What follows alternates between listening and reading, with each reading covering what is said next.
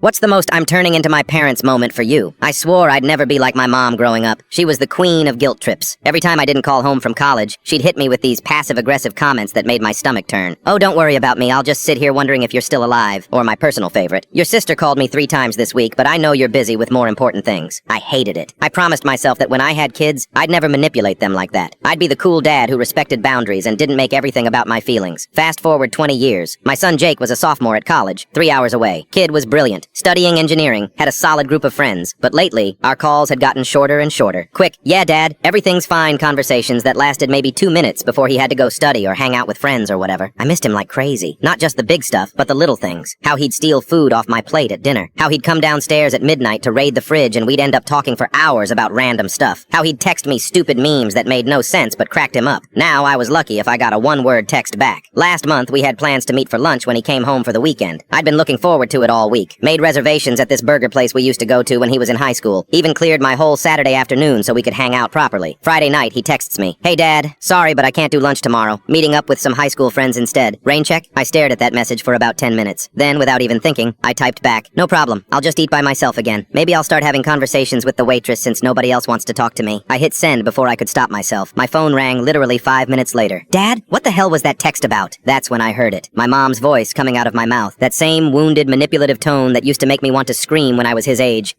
Nothing. Forget it. No, seriously. Are you trying to guilt trip me right now? I felt sick. This was exactly what I swore I'd never do. I was turning into the person I spent years complaining about. You know what, Jake? Yeah, I guess I was. And I'm sorry. I miss hanging out with you, that's all. But you don't owe me your free time. Silence on the other end. Then, Dad, are you okay? You sound weird. I'm fine. Just had a moment where I realized I'm becoming exactly like Grandma used to be with me. Kinda freaked me out. He laughed. Actually laughed. Dude, Grandma was way worse than that. Remember when she told you that she might not live to see Christmas because you missed her birthday dinner? Oh God, you're right. We ended up talking for another hour. About college, about how he was actually pretty homesick sometimes, about how weird it was watching your parents get older. Real stuff, not just the surface level check-ins we'd been doing. The next day, he canceled with his friends and came to lunch anyway. Didn't make a big deal about it, just showed up at the restaurant and said he'd rather hang out with his old man. But the real wake-up call came that night. I was going through old text drafts on my phone and found about 15 messages I'd typed to him over the past few months but never sent. All passive-aggressive guilt trips. "Hope you're having fun at that party while your dad eats dinner alone. Saw a movie you would have liked, but I guess you're too busy to watch movies with me anymore." I deleted every single one. The next morning I called my mom. Hadn't talked to her in 2 weeks, which was pretty typical for us. "Well, look who remembered he has a mother," she said when she picked up. "Mom, I'm sorry I don't call more. I miss you." Long pause. Then, in a much softer voice, "I miss you too, sweetie." We talked for an hour. First real conversation we'd had in years. That night, Jake texted me a meme about dads who send too many Facebook friend requests. Made me laugh out loud. I texted back, "Love you too, kid." He replied